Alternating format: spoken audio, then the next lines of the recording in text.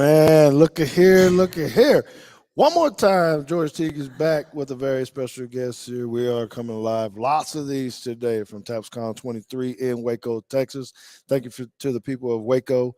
Thank you for the TAP staff. Everybody's just helping making this a great event for us. You know, we do so many things in Waco, and just the love that we get from everywhere is amazing. I'm not sure if it's the best place to be sometimes just because it is still kind of a little college little town right here. And I was told I need to go get some foo-foo food, and I don't know, there's not a whole lot of foo-foo food around in the college arena. So, again, we want to say thank you to everybody who helped support us here. It's been fun talking to a lot of the coaches. We had Coach Lee on already from JP2, Henry Thomas over at Gainesville State. Man, let's see, who else did I have? Oh, my Alabama guy, Mr. Sanderson, who I did not know was Whip Sanderson's nephew or something. Is absolutely amazing that we just bumping into each other at in the exhibition hall, you know. And then Zach, the last guy on here, Amanda, who I'm going to introduce in a second. You probably didn't know. I had no idea. I'm thinking it's just a government capital guy. Well, his dad played for the Cowboys. Oh, wow. Jay Zaldi, who was a tight end there. In between late 70s, mid 80s. And he's growing up being a Cowboy fan and actually watched me hit Terrell Owens off the star and all that kind of stuff. So it's just kind of cool, the people that you get to meet and you don't even know, you know, you're coming for some educational purpose Right. and different things. And here you are talking about a lot of stuff. So I'm excited about this next person too. Amanda's coming on. She is just coming to JP2. Not even, I guess it's right at 6 months, Yeah, maybe. close to it. As our head volleyball coach and as the sports information director at JP2 in Plano. There's a lot of different JP2s. We're the one in Plano. Go Cardinals. That's right. Go Cardinals. And so we're very, very excited about her because we haven't met all of the needs that we necessarily want to have with our volleyball program, which is one of our best programs at our school. But as you know, as we're always trying to do different things with social media and how do we market our school and all this kind of stuff. So she has a hand in that as well. She is a well-known coach. She's coached for many, many years. Sometimes we don't like when we tell too many years of how many we coached. But as you can tell, she's fresh out of college. Yes. Coaching prodigy. That's right. So we're very excited to have you here. So welcome to the show. Thank you for having me. We're going I'm to talk excited to like be here. this because typically I'm looking at you through a little glass in our Do I office need to there. Yeah. So I'm glad that you're here and we're able to talk about this because I kind of want to know. You know, I like to talk about coaches about how you actually started coaching because a lot of times you hear people that they didn't think they were going to land into Right. it. It kind of fell in their lap. It did for me to be a high school coach. It happened to me at a basketball game over some popcorn, Right. and, you know, this kind of thing. And so what about you when you were coming up? Did you think you were going to be a coach? You always want to be a coach? Or? You know, I knew in seventh grade I wanted to get a college scholarship. So that was my goal since then. But my next goal was not thinking coaching. And I actually, come from a athletic family as far as my dad's side. He was an All-American tennis player at U of H, and he tried to coach me in tennis, and that's why I chose volleyball. But I never really wanted to coach right away. I wanted to be in sports administration, which, I kind of am as well as with sports information director. But I had a former college coach who asked me to come help her coach at a private school that is in the Southwest Preparatory Conference, Training Valley. So I went there after, I guess, my last year of college and helped her. And then she moved and they offered me the job right out of college. So I've been coaching right out of college as a head coach. So That's awesome. Been going since then and I love it. I'm passionate about the game, but I think one of my favorite parts is teaching the game, the fundamentals and technique, and really enjoyed that and coached some amazing athletes. And it's been a great ride so far. So why not tennis? I think because I'm so competitive, my dad would put me in tournaments way above my age group and I wasn't successful and I didn't like that. I also think too, I tried out for cheerleading in seventh grade and made it past the judges. So I was good enough, but didn't make it past the student body, the popularity contest. So I said, I'm going to try volleyball. And then I loved it. And I played basketball as well and ran track. And once I got introduced into club volleyball my sophomore year of high school, which is super late nowadays, my daughter started at 9. I was like, I like the sport. This is what I'm going to do. And so stopped all the other sports and focused on that and ended up playing Division 1 volleyball. So you played volleyball At at UTA. At UTA. Yeah. UT Arlington. Back in the The day. Mavericks. Go Mavs. Yep. Go Mavs. Yeah. Go Mavs. So do you still go back and like visit? Is there like a building over there, or a hall or something? Named after me? There should named be. after We need to you. get on that. No, I actually, since moving back from Houston in last May, I haven't been over there to watch a match. But my daughter, who's going to play at UNT this fall, will be playing UTA, but I have a conference match the same day, so my team comes first. So I'll have to miss that. Yes. But I'm excited. I'm excited to be on the sideline as a Cardinal and get this team going. That's good. So is there a rivalry between UNT and UTA or not really? I don't think so. I know when I was playing college volleyball, like TCU didn't have a program, SMU didn't have a program, so I don't necessarily know if that's a, and UTA has also switched conferences. So since I was there, so I don't know if that's a rivalry or not. Okay. I'll find out. All right. So then, from a coaching aspect, so I need you to kind of help me. Talk to me a little bit about volleyball and volleyball coaching.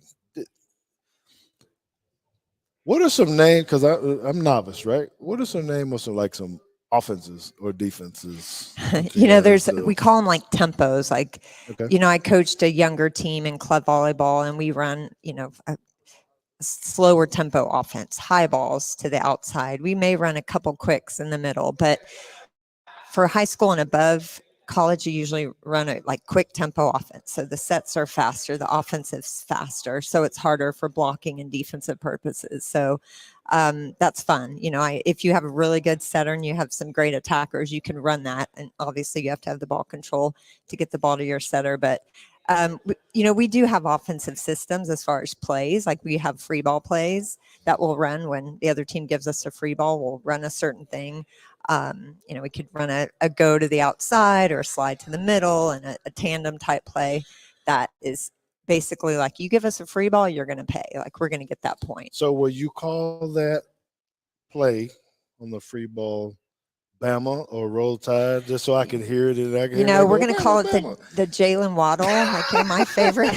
I had to get in there. Yeah, you get did. That in there. Jalen Waddle. I thought you were a softball or tennis ball or whatever. I served it up good for you. Yes, you did. I can. I will totally. And I'll say that. Let's run Teague. But yeah, I usually give my setters a lot of, I guess they're an extension of me on the court. So I will, I may give a suggestion of, hey, run this or this, on a free ball, depending on what the defense looks like on the other side. But I like for my setters to take charge too and run the floor when they're on there and they're calling offense for their hitters. Now, if they are, not mixing it up or staying on one attacker that's struggling, I'll step in. But I like for my setters to step up in that role as well. Yep. So how much does the game change when liberos were added? They did not have a libero when I played. I was a 6 rotation right side. So we ran a 5-1. So I went back row and played right side in the front row. Then it kind of turned into there's DSs, which defensive specialists, where you would come in for a bigger hitter maybe, or a middle that didn't play back row. Well, then the libero came in, and some people call it libero, some people call it libero. It just depends. Yes. And that kind of changed. It's because those players started being recruited, which everyone thought, well, I'm not tall, I can't play volleyball. Well, that's not really true anymore. But now the game is changing. You've got 6'3" setters, which you didn't have that before. Or if, like for me, I was put in the middle in high school because I was one of the taller ones. And at 5'10", I'm not really that tall, compared to a lot of the players that play volleyball. So, I like to train every player in every position, or you're going to learn how to attack. You're going to learn how to set. Your ball control needs to be on point. And I think that position has opened up the game a lot. And I love it. The ball control on the women's game is fun to watch. And I think that's something we focus on, I know, in my program a lot, is to have really good ball control, because that will help you run a quicker offense and things like that. Okay, and so since you do have the experiences as a longtime coach, what kind of advice do you give to younger coaches nowadays? Things are different, right? The way the kids are, the way Yeah. uh, I don't know. It's just different from our time. Not in bad or whatever. I Right. know there's some adjustments we have to Yeah. do. So, what do you tell the person now? What are a couple advice points, two or three things that you would say to the young coach that's first time here at this clinic right now? What do they need to do to be successful? I think building relationships is important. I think once you get to, I was able to get to JP2 in February and get to know my kids before we start in August, which has been a huge advantage. I think get to know your players, find out about them, let them know about you. And I think, they'll work hard for you if they feel like they know you. You can't come in guns blazing like this is what we're going to do, this my way or the highway type mentality. And I think letting them know that you're going to work hard for them and you believe in them, and they're going to want to jump in and buy in with your program. But I also think learning from others that have gone through it, I still want to learn. I still want to come to events like this and see what other people are doing, to see how I can bring that back to my program, just how I expect my players to always keep working hard and always keep learning. I think, just like as a parent, I want my own children to learn and grow and get better at things. I want my players to do the same, so I have to expect that out of myself. I know I'm a very different coach from when I first started 26 years ago. And you can Well, talk she to said it. I didn't Hey, I say started it. when I I was didn't like say 10. it. Okay, I started when I was 10. Prodigy. I said that. Um, but I think, I said right out of college, and I was a competitive, very feisty, intense player. And I took that on in my coaching role. And I think looking back, I'm always one to look back on, did I do the right subs in that match? Did I say the right thing? What could I have done better with the offense? Should I have switched up our blocking? And always looking at me to see what I could have done better to help my team. And I think I continue to do that throughout this long career. And I think young coaches should do the same, like evaluate themselves. Don't feel like, oh, well, if she hit, 100, that's why we didn't win, or she didn't pass above a 2, so we didn't. Like, what can you do to get better to help your team? And I think that will be contagious. Okay, well that's cool. So, it's great to hear. So I want to rehash that a little bit. It's about relationships. Um, it's knowing players, it's knowing people in your building. It's Right. building the trust with a lot of different people is Right. what she's saying. I think that's great. Um, it's kind of weird. We had our fiance on here, and it sounded like they just. I don't know. Maybe he passed the notes to her or something. Or we got two really good coaches here. No, he's learned from me. So, No, he's pretty good. but I do appreciate the part of where you're saying, "Hey, it's about learning from others." I think that's absolutely amazing. I have a little saying: um, when you stop learning, you start earn. You stop earning, Mhm. and that's why we do these things. No Right. matter how many years we've been in, there's always something out there that you might overlook or see, or someone can help you with something. Yeah. Particularly when times are changing and things Right. are going in, Yeah. you need to stay on top of it. With that. So that is tremendous advice that you have given. Okay, so the schools that how many different schools have you I coached at? started out, I was at Trinity Valley when I first got out of college, and then I moved from there to All Saints. I won a couple championships at Trinity Valley, got to All Saints, got close, got in the finals, lost to St. Stephen's back-to-back years in the championship game by 2 points in set 5. That was I think I still need to go to therapy for that or something. yeah, And then I went to from All Saints. I went to Episcopal in Houston, where I was for 10 years, and won a couple championships there, and got to win a championship with my 2 daughters playing for me, which was a lot of awesome. fun. Yeah. So, and now here I am at That's right. JP2 and Yeah. TAPS and loving it. Here you are. So this will be your first stint in TAPS. Yes. Mhm. Then and so I know you hadn't even gone through a year or a regular Right. season game yet. So I can't really say if you really see any differences. Oh, I do. And Just that, being SID, I do. And I think it's a well-run organization. You can tell, they're here for the benefit of the schools and the student athletes in their schools. And I'm excited. I'm excited to be able to work for a playoff run and get my team ready for that and go to state. And it's great. So far, I'm very impressed. Well, I'm excited too. And let me tell you something that I learned. and I've been an AD in TAPS for 20 years. Okay, and I Did you start when you were 10 also? that's right. That's right. So I did not know this, and I know you did, but I didn't even think about it, and I've never coached the volleyball coach up on it. But I didn't know we could do spring volleyball here. I'm Yeah. always so focused on spring football Right. because I've been in it, I guess, and I've never really been paying enough attention or Right. whatnot. And then when I was in the new AD meeting yesterday, just get my refresher a little bit, Mhm. see what I might have missed. They were You're still talking learning. about they were talking about spring football. And volleyball, and I was like, oh my gosh, I gotta text them, man. And I was like, man, we can like scrimmage other people and Yep. different things. It's like, so it's just another growth piece on how Right. what do we do to try to get Right. better. And I don't know. That's Yeah. your And job to do. and a lot of them It is. do club volleyball, which is a good 9 months out of the year. So they're getting their volleyball in there.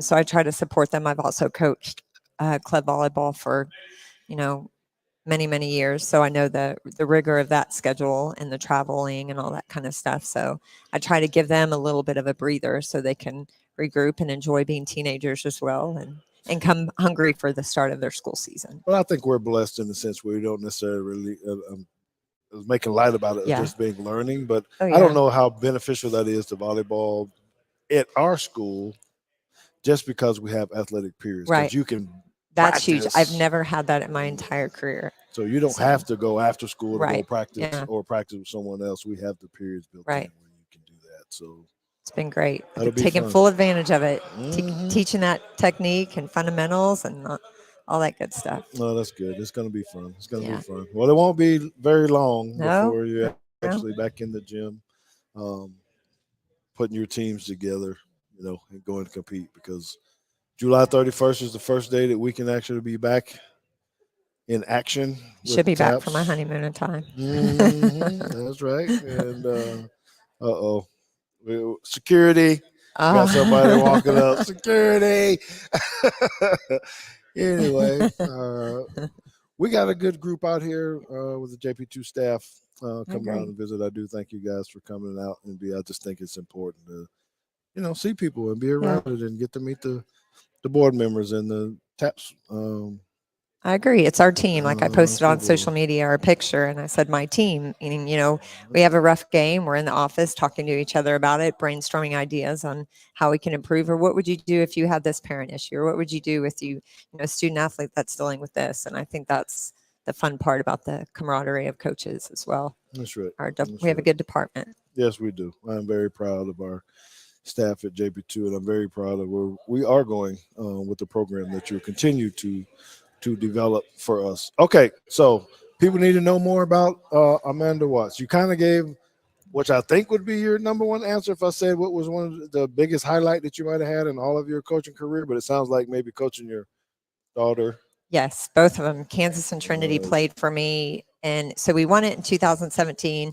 Episcopal had like an 18-year drought of winning SBC title. And I knew I had coached against them in years, and I had actually been the school to stop their title run at my previous school. So that was kind of fun. So when I got back there, I'm like, all right, time to bring it back.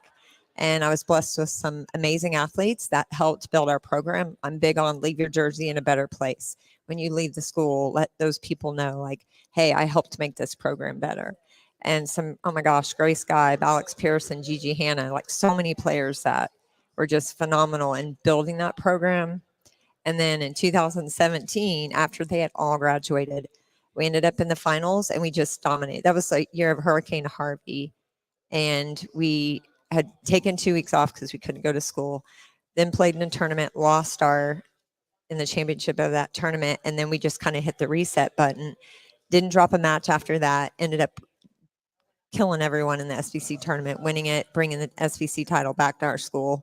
And again, both my daughters were key players on that team. So something that I'll tell my grandkids about one day, which will be fun. So it's a great experience. And then we won it again in 2019. Yeah, that's pretty awesome. So what about the most intense game? Is there one of you going like, ooh, this one was just like, I feel like there's quite a few of those. I can remember games where we were behind 0 games to 2 and had to fight back. And that championship went like where you're like, we weren't supposed to win. We were down 0-2. We came back. We fought. We ended up winning. It was funny. The former St. Agnes coach who I approached when I was leaving my school and said, hey, this would be a great fit. You should step in here. I knew she was good at what she was doing. We were playing them. And I remember down 0-2. And it's one of those when you know you're coaching against a good coach, you're even more competitive. You're like, I don't want to lose to her. Yep. And we came back and 1-5 and went and talked to my AD and he was congratulating me and he was like, see, she broke her clipboard. I'm like, no, she's pretty quiet. I would have been a little more. But stuff like that, like getting my team to believe in themselves, even when, their backs were against the wall. I think that's part of the fun of coaching is, teaching the fundamentals. I love that. I love seeing those younger players grow and learn and see that gleam. Like, I get it. I did it. I'm understanding it. But when they push through and they'll realize that they're stronger than they thought they could be or can do more than they gave themselves credit is a huge like bright moment in coaching. And there's many games that I remember coming back from being down and, I like the saying adversity causes some to break records. And I always challenge my athletes to push through it and be mentally tougher than their opponent because everyone's going to be good at that level. I mean, our district's going to be really tough. But are we going to be mentally tougher? That's going to make the difference. So Yes. I love seeing that. And that's coming through those intense wins that you were talking about. Okay. That's cool. That's cool. Your go-to dinner food. What is it? Oh my gosh, I love me some Mexican food. Okay. Mexican food and pizza. I'm Italian and French, so but I'll She said Mexican food and pizza. I know it's very different. I could chips and queso or chips and guac. I could live off of probably. We love nachos, tacos. We're good go-to food, but I'll enjoy a nice steak dinner every now and then. But I'm not picky. I do like food and Dr. Okay. Pepper. Favorite vacation spot that you've been to? That I've been to, gosh, Dominican. But I'm a big Vegas isn't really vacation. Vegas is like fun, so I love to go to Vegas too. But vacation probably Dominican. Okay. But I'm going to Jamaica next month, so that may top it. So I'll let you know. I wonder why. Yeah. I wonder why. I wonder why. Okay. Tennis shoe. Favorite brand? Nike, Adidas, Under Armour. Checks over stripes. I like them both. I don't discriminate. I will tell you, I have both in my closet, and I like them both. New Balance. The Ultra Boost are great, but I like my Nikes as well, so I sport them both. What is, you can't pick? I didn't get it. You don't get a straddle the fence here. You got to pick I have one. Them both. I have them both. No, right now, one of them's your favorite. Right now, I have on Nikes. Okay, I know, but one of them's your favorite though. Yeah, Ultra Boost. They're so comfortable. Okay. Yeah. Well, but my school color shoes are all Nike, so I have to sport my Cardinals. So no. Mm-hmm. Okay. Yeah. All right. Well, anything else people need to know about you that maybe we hadn't really covered before we get off? 5'10", brunettes, Pisces. I'm getting married to an amazing man July 15th. He's also a coach and he's one of our teammates. And I have 3 awesome kids and they're all athletes and they deal with mama as a coach. My poor girls were coached by me for 4 years in high school. So they still like me, oddly enough. So far. So life is good. I'm very blessed. That's right. That's right. Yeah. Well, we do thank you for opening up and telling us your story a little bit and, about your family and all that kind of stuff. It's good for people to get to know you. And I'm sure people will be watching to see what's going on with JP2 volleyball. Come on out and watch. Yeah, it'll be good. I know I'll be there checking it out. We've had some open gyms. I'm excited. We're looking good. Does that mean I'm gonna have to run the little board? Or I guess Dan's gonna have to run the board. Dan's got to run the board in the game. Yeah, well, he'll do it. Yeah, I'm sure you'll find some good graphics. That's right. Oh, I'm ready. Nick and I are meeting next week. Got like 500 graphics for volleyball. Yeah. I can't find them. There's so many of them. That's okay. But it's been really good chatting with you. Thanks for having me. And I'm glad that you're able to make it here and look forward to you attending more things, having a good time, meeting people and doing what you do. So we do appreciate it. So we're going to take a break. Again, I won't be back on until 3:30 because there's a classification meeting at for 6A here at 2:30 that I'm going to attend. So I continue to be a good athletic Hardest director working as AD in TAPS, well. people. I try. I try. People are like, man, what are you? You're a podcaster? You're something? But this is fun. I'm glad that TAPS allows me the opportunity to talk to other coaches and highlight them in their schools, because there's so many good high schools in TAPS. I agree. We're all selfish in our own little ways, but we're all different. We all do different things. Having Henry Thomas on here, if you guys are listening to this, yes, you need to listen to Amanda Watson, what she's saying about volleyball and all that. But man, I'm telling you, go listen to Henry Thomas, the episode of him, because working at Gainesville State, I'm telling you, man, there's nothing like it. And I don't even know if you can put yourself in those shoes of working with kids that are basically incarcerated and you're trying to teach them how to play basketball, volleyball, or running track, or playing football. Man, it's just so difficult. But those are the things that we get to do as coaches when we get to pour into people's lives. And I'm glad to have a staff like that. So we're going to take a break and get after it a little bit. And thank you guys for tuning in. Appreciate it. Deuces.